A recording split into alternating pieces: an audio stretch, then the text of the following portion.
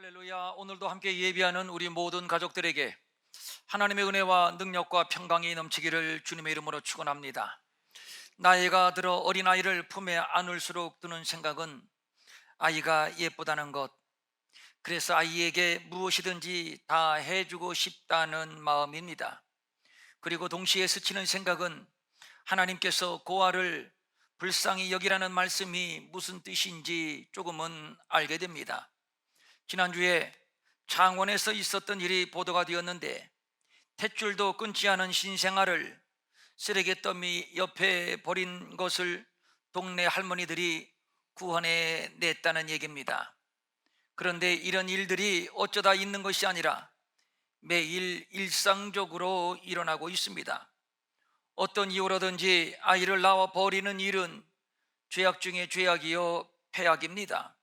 누구든지 사랑을 받을 권리가 있습니다. 특별히 부모의 사랑은 더더욱 그렇습니다.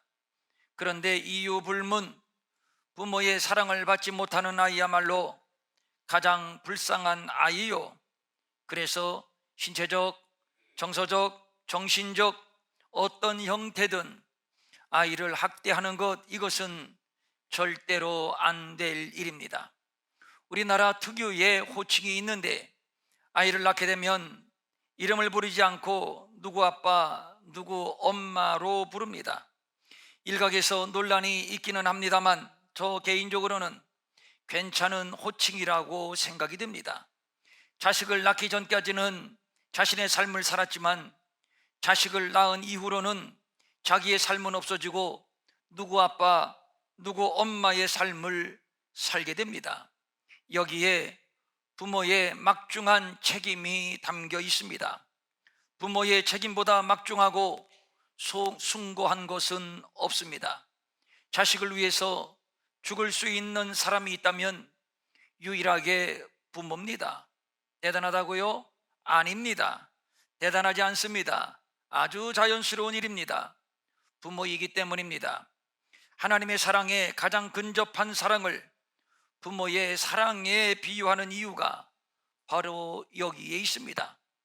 사랑 가운데서 태어나 사랑 가운데 성장하고, 그리고 받은 사랑을 이웃에게 나누고, 또 자신이 결혼해서 아이를 낳으면 부모가 자신을 사랑한 것처럼 자기 자식을 또 그렇게 사랑하고, 이런 선순환이 이루어져야 합니다. 이것이 행복입니다. 돈을 번다고 행복하고 또 똑똑하고 출세해서 행복한 것이 아닙니다. 행복은 사랑에 있습니다. 그 사랑의 본질은 부모의 사랑이고, 따라서 고아가 불쌍하다는 것은 이런 부모의 숭고한 사랑을 받지 못했기 때문입니다. 아이에게 아버지는 절대적인 존재입니다. 태산 같은 버팀목이요, 언제든지 부르기만 하면 달려와 적군을 물리치는 슈퍼맨입니다. 어린아이들이 싸울 때 너 우리 아빠한테 이른다 하면 승패는 그것으로 끝입니다. 참담한 현실을 혼자서 감당해야 하는 고아는 흙수저 중에 흙수저여, 따라서 자존감이 약할 수밖에 없고 상실감, 고통, 아픔, 좌절, 허탈, 저항의식, 분노 등의 정신적 고통과 정서적 불안을 느끼게 됩니다. 고아는 외로울고 아이야, 그러니까 홀로인 아이를 가리키는 용어인데, 넓게 보면 홀로 사는 사람들, 즉 외로운 사람들을 다 가리키는 용어입니다. 한쪽으로 환과 고독이라고 하는 말이 있습니다.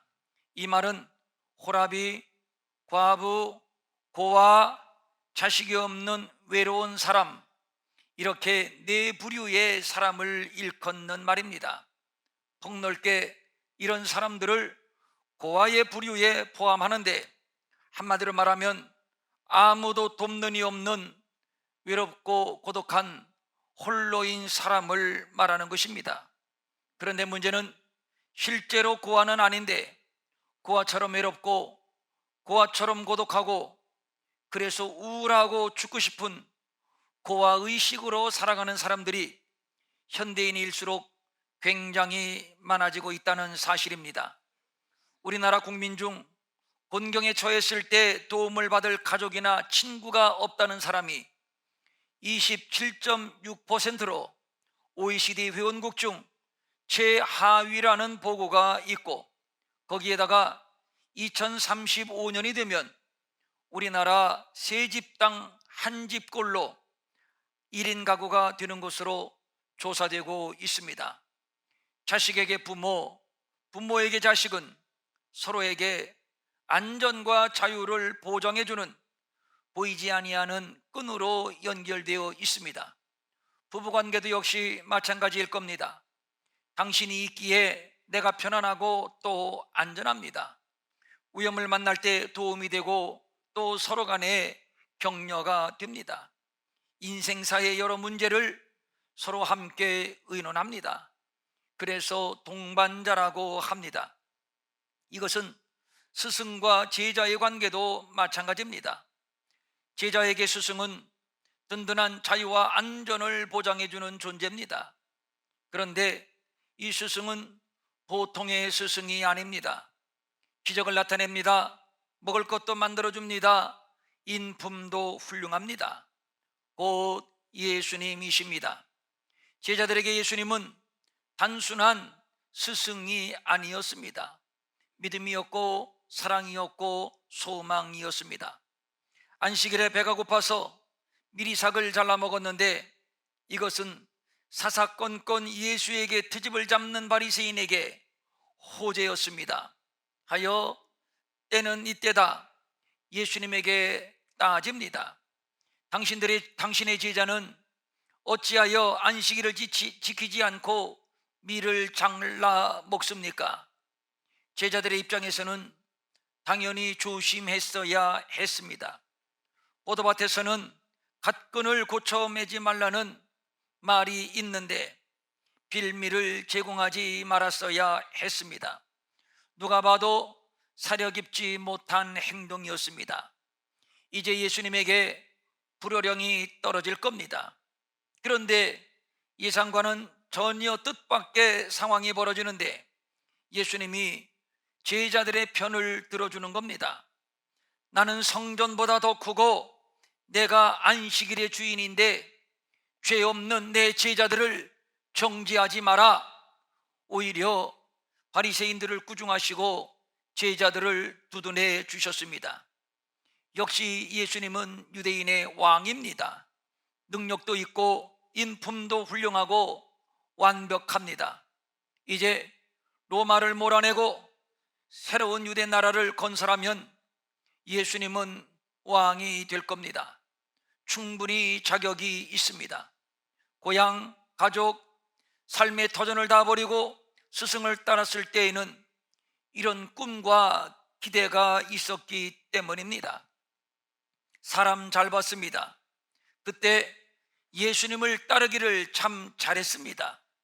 제자들은 예수님이 함께 하셨기에 매우 행복했고 또 안전했습니다.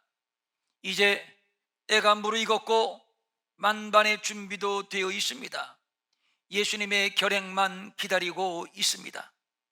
그런데 이게 웬일입니까? 예수님께서 제자들 곁을 떠나신다는 겁니다. 그것도 그냥 떠나시는 것이 아니라 너희 중 하나가 나를 팔 것이야. 다 굴기 전에 네가 3번 나를 부인할 것이야. 내가 너희를 위하여 거처를 예비하러 갈 것이야. 알쏭달쏭한 말씀, 심상치 않은 말씀을 계속 하는 겁니다.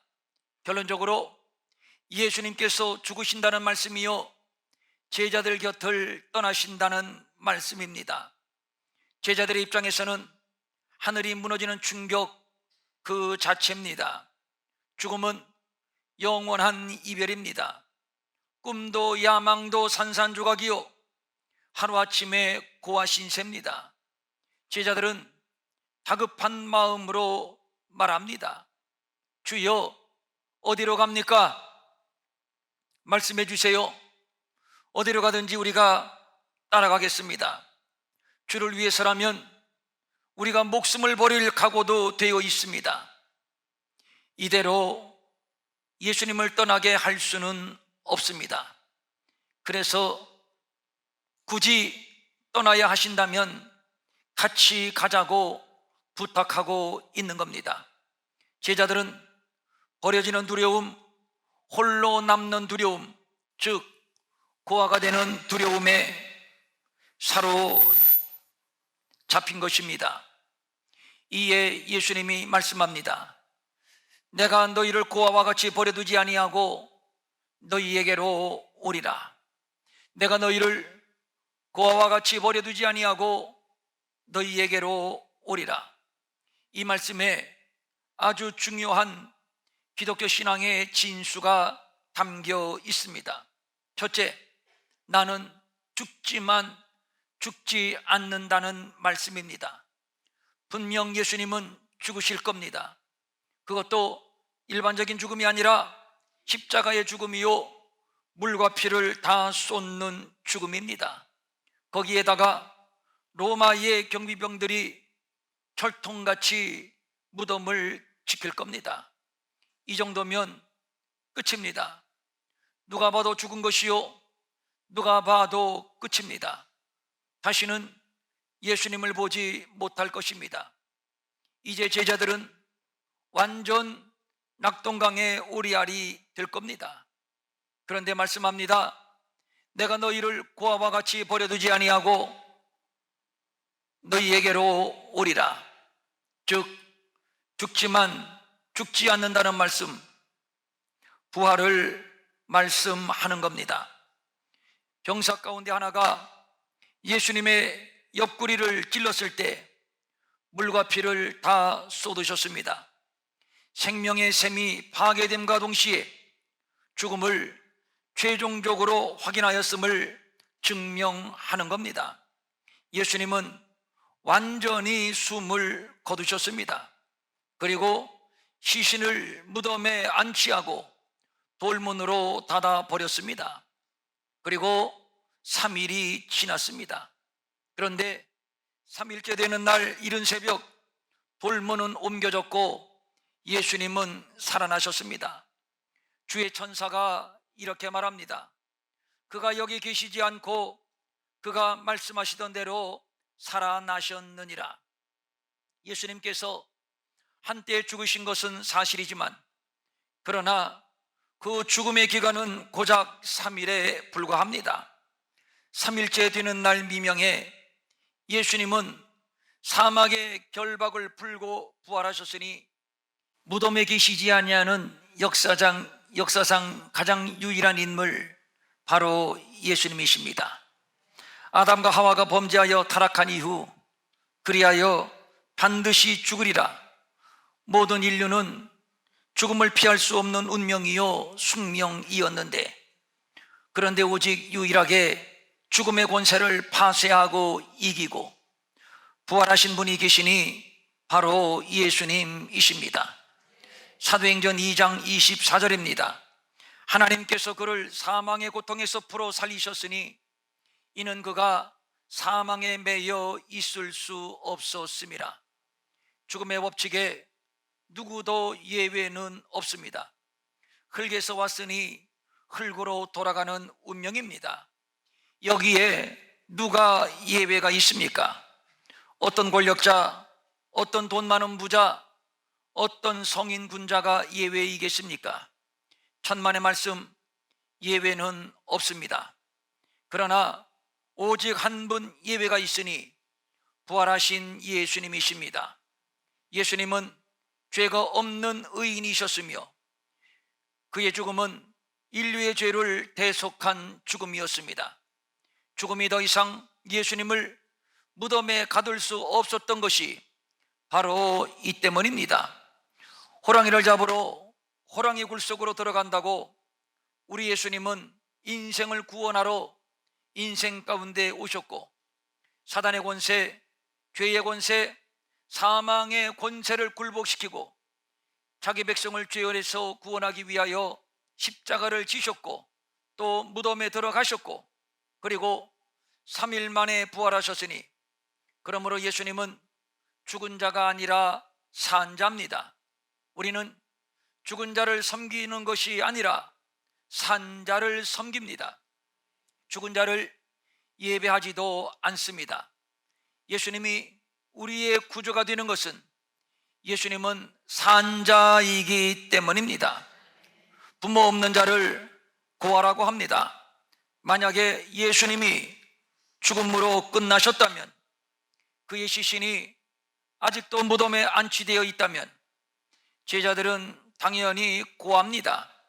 고아에게는 사랑, 재정, 지혜 등등 어떤 혜택도 없습니다. 힘들고 지치고 피곤할 때 달려가 품에 안길 사람이 없습니다. 슬퍼도 눈물이 나도 누구도 위로해 주지 않습니다. 아버지의 이름을 불러도 아버지는 대답하지 않습니다. 죽은 자이기 때문입니다. 그러나 우리는 다릅니다. 내가 너희를 고아와 같이 버려두지 않는다. 죽은 자는 이런 말을 하지 못합니다. 이런 말을 할 수 있는 자는 산 자입니다. 우리 주님이 이런 말을 할 수 있었던 것은 우리 주님은 산 자이기 때문입니다. 모든 이름 위에 예수의 이름이 뛰어난 것은 부활의 이름이요 산 자의 이름이기 때문입니다.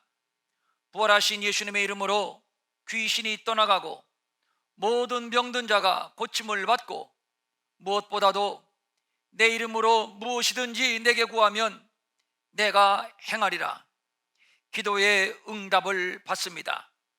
또 요한복음 1장 12절입니다. 영접하는 자 곧 그 이름을 믿는 자들에게는 하나님의 자녀가 되는 권세를 주셨으니, 또 로마서 10장 13절입니다. 누구든지 주의 이름을 부르는 자는 구원을 받으리라. 예수의 이름으로 안 되는 것이 없습니다. 모든 것이 다 가능합니다. 이는 예수님은 부활하셨기 때문이요 산자이기 때문이요 영생하시는 우리의 구주가 되시기 때문입니다. 두 번째, 내가 너희를 고아와 같이 버려두지 아니하고 너희에게로 오리라. 이 말씀은 떠나지만 다시 오신다는 약속입니다. 부모님이 계셔도 아무리 돈이 많고 권력이 있고 대단하다 해도 곁에 없다면, 그래서 아무런 도움이 되지 못한다면 있으나 마나한 부모요 그의 아들은 고아나 마찬가지입니다. 우리 예수님 부활하셨습니다. 영생하는 구주이십니다. 그럴지라도 그분이 멀리 저 하늘 어디에 계신 분, 그래서 우리에게 어떤 도움도 주지 못하는 무능하고 무관심한 주님이시라면 우리는 고아일 수밖에 없습니다. 그런데 주님이 말씀합니다. 내가 너희에게로 오리라. 이 말씀을 더 구체적으로 말하면, 내가 떠나지만 아주 떠나는 것이 아니야, 다시 올 것이야. 그런데 오시는데 어디로 오시는가?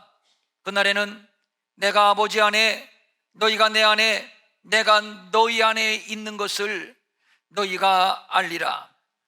우리를 다시 찾아오시는 예수님, 이제는 우리 안에 계셔서 우리와 영원히 함께 하십니다. 그래서 보내주시는 것이 보혜사 성령님이십니다. 보혜사는 지킬보, 은혜의 스승사, 그러니까 은혜로 지키고 은혜로 보호하고 은혜로 도우시는 스승님이라는 뜻입니다. 어디에서요? 우리 안에서. 그런데 초림하신 예수님과 다른 점이 있다면, 눈으로 볼 수 있게 오시는 것이 아니라 보이지 않게 오시며 영으로 우리 안에 임재해 계십니다. 그렇기 때문에 우리가 어느 장소로 이동하든지, 또 어떤 형편에 있든지, 우리가 무슨 생각을 하든지, 우리가 어떤 고민이 있고 어떤 아픔이 있든지 예수님은 이미 다 아시고 우리를 도우실 수 있습니다. 그분은 상상 속에 존재하는 허상이 아닙니다. 그분은 살아계신 우리의 주님이시고 우리 안에 계십니다. 그러므로 우리는 그분의 음성을 들을 수 있고 그분의 손을 잡을 수 있고 그분의 숨결을 느낄 수 있습니다. 오늘도 그분과 함께 동행하고 있으니 이것이 가능한 것은 우리 안에 계시기 때문입니다. 그분은 우리와 함께하는 기묘자요, 모사요, 전능하신 하나님이요, 영존하시는 아버지요, 평강의 왕이십니다. 그러므로 분명한 것은 우리는 고아가 아닙니다. 하나님의 도우심 없이 성공하고 출세하고 문화를 건설하려는 어리석은 인생들, 그럴수록 외롭습니다. 고독합니다. 피곤합니다. 희망이 없습니다. 그래서 정신과를 찾고 우울에 시달리고 죽고만 싶습니다. 아닌가요? 이를 해소하기 위하여 돈을 벌려 하고 더 높이 올라가려 하고 그러면 그럴수록 더 날카로워지고 더 난폭해지고 더 자극적인 쾌락에 빠지고, 그래서 어쩔 수 없이 우리는 그 무엇인가에 중독이 됩니다. 군중 속의 고독이니 인생의 문제는 불안의 문제다라는 실존주의 용어가 사람들에게 어필하는 이유가 바로 여기에 있습니다. 그렇습니다. 현대인들은 이미 정신적, 감정적으로 고아의식에 사로잡혀 있습니다. 예수님은 십자가를 앞에 두고 제자들이 뿔뿔이 도망가고 예수님 자신만 혼자 남게 될 것을 예견하셨습니다. 보통 사람 같으면 극심한 외로움, 극심한 두려움이 몰려올 겁니다. 어떻게 해서라도 이 위기를 벗어나 보려고 발버둥 치기도 할 것입니다. 그러나 예수님은 아니었습니다. 다 떠나고 혼자 남게 될 것을 예견하셨으면서도 끝까지 의연하셨고 또 당당하셨습니다. 그 이유를 요한복음 16장 32절에서 이렇게 밝혀주고 있습니다. 보라, 너희가 다 각각 제 곳으로 흩어지고 나를 혼자 둘 때가 오나니 벌써 왔도다. 그러나 내가 혼자 있는 것이 아니라 아버지께서 나와 함께 계시느니라. 다 떠나도 아버지만큼은 떠나지 않고 자신과 함께 하실 것을 믿었습니다. 고아의식이 없었다는 얘기지요. 그래서 의연하게, 그래서 용기 있게, 그래서 당당하게 십자가를 지실 수 있었던 겁니다. 하나님을 떠난 인생들, 하나님을 잊고 사는 인생들에게 고아의식은 당연한 것입니다. 그들에게 아버지가 없습니다. 돌아갈 고향이 없습니다. 그래서 부드러움, 여유, 관용, 사랑이 없습니다. 더 악하고 더 음란하고 더 배역한 일에 몰두하게 됩니다. 이것이 인생의 불행이요 역사의 불행입니다. 그러나 우리는 아닙니다. 떠나신 예수님이 다시 오셨습니다. 우리 안에 계십니다. 지금도 우리와 함께 계십니다. 보혜사 성령님으로 말입니다. 외롭고 슬프고 무거운 짐을 홀로 지고 쓰러질 것만 같을 때 성령님은 우리에게 이렇게 말씀합니다. 힘내. 예수님이 당신의 이름으로 무엇이든지 구하기만 하면 응답해 주신다고 했잖아. 걱정하지 말고 주님께 기도해. 기도가 안 돼? 알았어, 내가 도와줄게 하여 로마서 8장 26절입니다. 이와 같이 성령도 우리의 연약함을 도우시나니 우리는 마땅히 기도할 바를 알지 못하나 오직 성령이 말할 수 없는 탄식으로 우리를 위하여 친히 간구하시느니라. 우리의 연약함을 아시고 우리의 연약함을 친히 도우시는 성령님이십니다. 내가 너희에게 오리라. 생각할수록 은혜가 되고 힘이 되는 말씀입니다. 내가 너희에게 천사를 보내주겠다가 아닙니다. 내가 너희에게 권력 있는 아무개, 돈 있는 아무개를 보내주겠다가 아닙니다. 예수님이 직접 친히 오시겠다는 말씀입니다. 우리가 세상을 살면서 많은 사람에게 배신을 당하고 상처를 받고 슬픔도 겪습니다.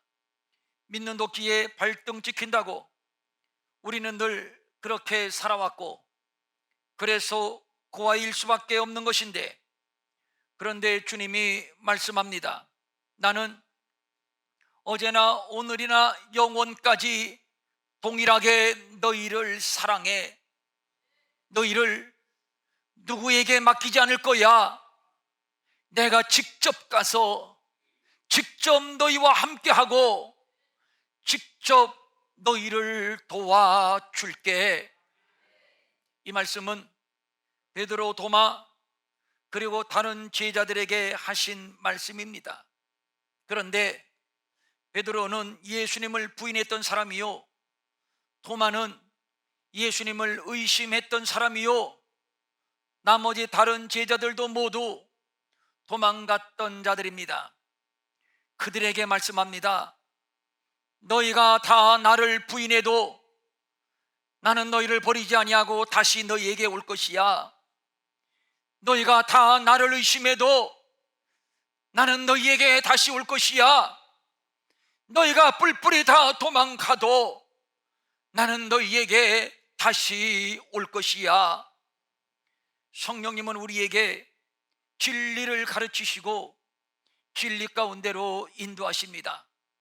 보혜사 곧 아버지께서 내 이름으로 보내실 성령, 그가 너희에게 모든 것을 가르치고 내가 너희에게 말한 모든 것을 생각나게 하리라. 그러나 진리의 성령이 오시면 그가 너희를 진리 가운데로 인도하시리니. 지난날 예수님은 제자들에게 진리를 가르쳤지만 제자들은 미처 깨닫지를 못했습니다. 그러나 이제는 깨닫게 될 겁니다. 주님이 보내신 보혜사 성령님이 우리의 눈과 귀를 여셔서 예수님이 하신 일, 예수님이 가르치신 말씀을 조목조목 생각나게 하실 겁니다. 길이요 진리요 생명이 되시는 구원은 예수님밖에 없다고 성령님이 자상하게 가르쳐 주실 것입니다. 우리가 예수를 믿어 구원을 받고 예수를 더 깊이 알고 더 깊이 경험하고 그리고 더 충성할 수 있도록 오늘도 능력으로 역사하시는 성령님, 그래서 주님은 말씀합니다. 나를 믿는 자는 내가 하는 일을 그도 할 것이요 또한 그보다 큰 일도 하리니 이는 내가 아버지께로 감이니라. 아버지께로 가지만 보혜사 성령님을 다시 보내셔서 예수님이 하셨던 일보다 더 큰 일을 할 수 있도록 은사와 능력을 부어주신다고 약속했으니 그 일이 지금도 우리 가운데 진행되고 있으니 그러므로 우리는 고아가 아닙니다. 고아 신세에서 벗어나는 길은 다른 것 없습니다. 잃어버린 아버지를 다시 찾는 길 뿐입니다. 돈을 벌어도 실력을 쌓아도 인기를 얻고 높이 올라가도 고아는 고아입니다. 그런데 감사한 것은 우리가 찾기 전에, 우리가 부르기 전에 주님이 먼저 우리를 찾아와 주셨습니다. 그리고 지금 우리 안에 계십니다. 그러므로 우리는 외롭지 않습니다. 7번 넘어져도 또 일어날 수 있습니다. 마침내 승리할 수 있습니다. 가만히 귀를 기울여 보십시오. 이 소리가 들릴 겁니다. 아무개야, 내 사랑하는 아들 아무개야, 내 사랑하는 딸 아무개야, 힘내. 자, 내 손 잡아. 내가 도와줄게. 일어나 나와 함께 가자. 우리는 고아가 아닙니다. 아멘. 일어나셔서 찬양 함께 합니다. 끝나니까 마이크가 좀 제대로 돌아왔나요?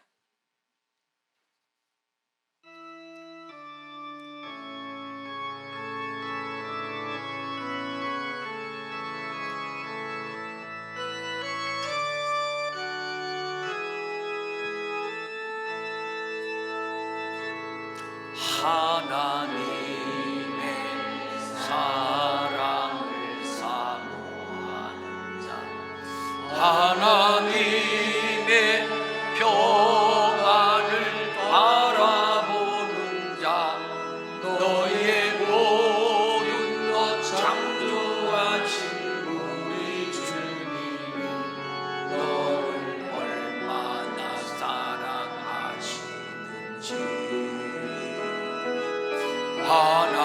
하나님께 찬양과 경배하는 자, 하나님의 선하심을 닮아가는 자, 너의 모든 것 창조하신 우리 주님이 너를 전하며 삼으셨네. 하나님 사랑의 눈으로 너를 어느 때나 바라보시고 하나님인 자 비로소 언제나 너에게 기울이시니 어두움에 밝은 빛을 비춰주시고 너의 작은 신음에도 응답하시니 어느 곳에 있든 주를 향하고 주만 바라 하나님 사랑의 눈으로 하나님 사랑으로 너를 어느 때나 바라보시고 하나님인 자 비로소 언제나 너에게 기울이시 아멘. 어두움에 밝은 빛을 비춰주시고 너의 작은 신음에도 응답하시니 어느 곳에 있든지 주를 향하고 주만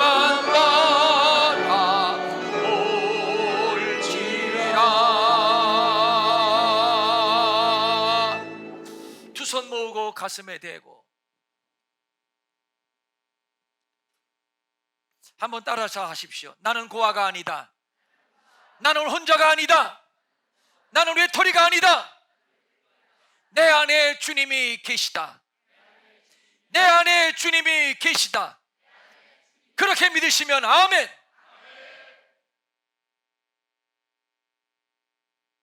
이 시간 내 안에 계신 성령님이 이렇게 말씀합니다.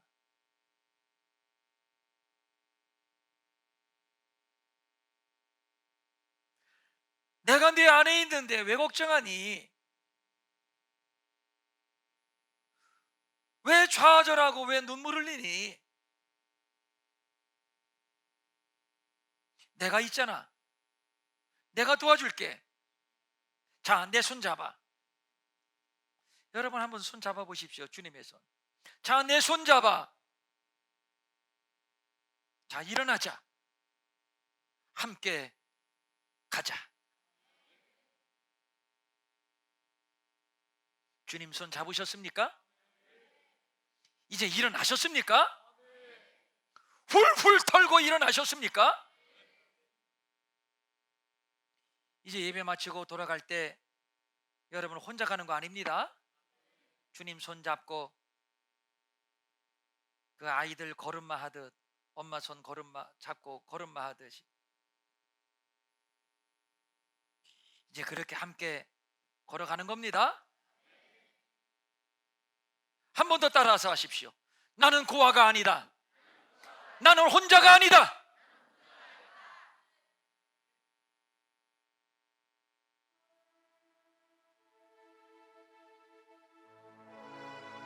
아미요, 혼자가 아니지요. 혼자가 아니지요. 고아가 아니지요.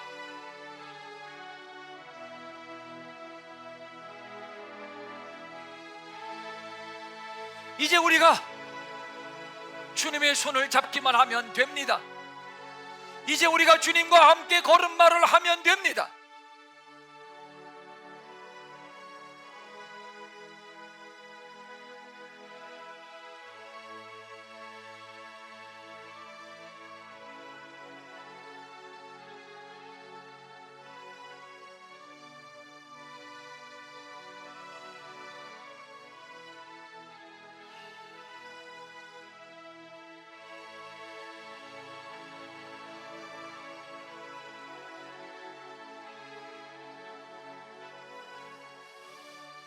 하나님이 우리를 자녀 삼아주시고 지금 우리 안에 계십니다. 우리 안에 계십니다. 내가 사망의 음침한 골짜기를 가도 그곳에 함께 계십니다. 병들고 아프고 지치고 피곤할 때 성령님이 내게 말씀합니다. 힘내. 내가 있잖아. 자, 내 손 잡아.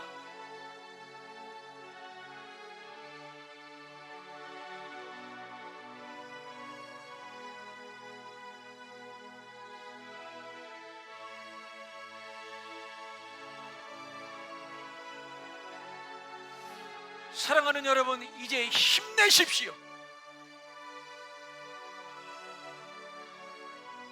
주님이 직접 오셔서 직접 우리와 함께 하시고 직접 우리를 도우신다고 약속하셨습니다.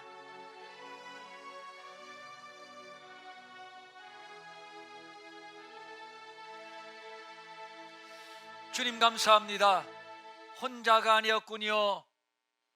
고아가 아니었군요. 괜스레 걱정하고 괜스레 불평하고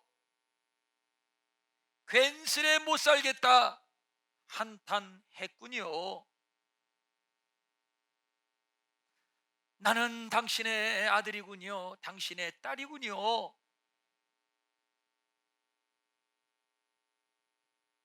감사합니다. 감사합니다. 이제 울지 않으렵니다. 낙심하지 않으렵니다. 좌절하지도 않으렵니다. 불평하지도 않으렵니다. 이제 주님의 손 잡으렵니다. 주님과 함께 일어서렵니다. 주님과 함께 걸어가렵니다. 이제 주님 손 놓지 않으렵니다. 주님 손 놓지 않으렵니다.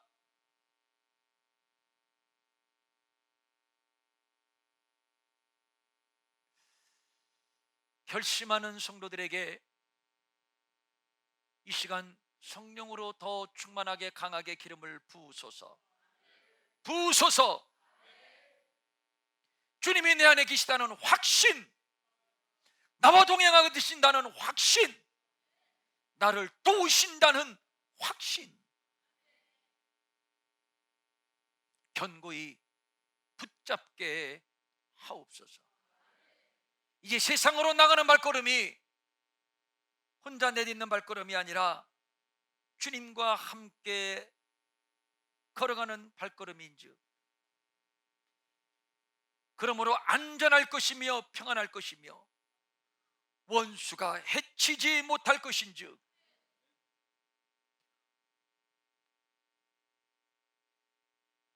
멋지게 한 주간 우리 남은 생에 승리케 하옵소서. 우리 주님이 승리하신 것처럼 멋지게 승리케 하옵소서. 간절한 소원을 가지고 각종 예물을 주님께 올립니다. 이 예물 받아주시고 각 사람의 모든 소원을 다 들어주시고 응답해 주시되, 특별히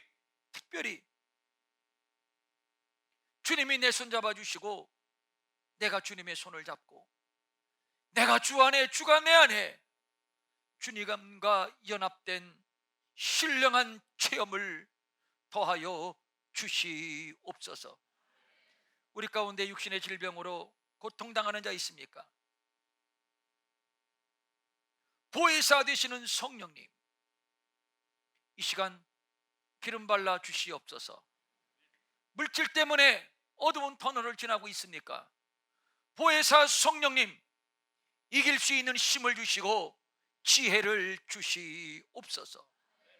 우리의 자녀들 주님께 맡깁니다. 이 나라 이 민족 주님께 맡깁니다.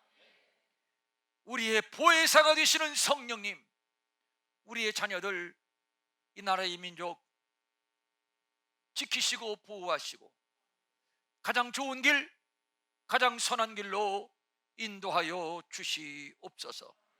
마음은 원이지만 가진 것이 없어 드리지 못해 민망히 여기는 성도들을 위로하시고 저들에게도 물질 주셔서 한 가지로 주님 앞에 바치며 쓰며 도우며 사는 풍성함이 있게 하여 주시옵소서. 이제는 우리 주 예수 그리스도의 은혜와 하나님 아버지의 무한하신 사랑과 성령님의 감화 감동과 위로와 평강이 주님의 손잡고 주님과 함께 이 성전문을 나가는 모든 성도들 머리 위에 영원히 함께 하옵시기를 간절히 축원하옵나이다. 아멘.